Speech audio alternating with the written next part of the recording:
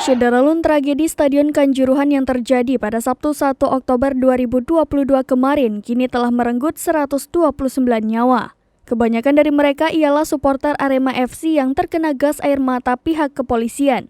Dari sekian banyak Aremania yang berhasil menyelamatkan diri saat kejadian, suryamalang.com berkesempatan mewawancarai salah satu Aremania yang selamat dari tembakan gas air mata.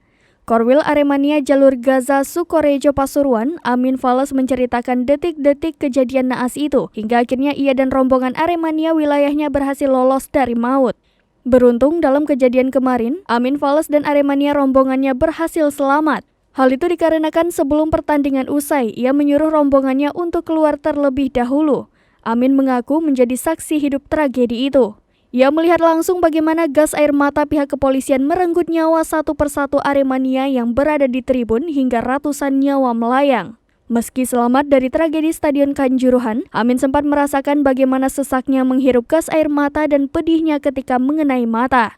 Menurutnya, itu bukan gas air mata tapi gas beracun. Ia mau pulang semalam itu dan mampir ke RS Wafa Kepanjen. Ia melihat teman-teman meninggal dan wajahnya banyak yang biru mengarah ke hitam.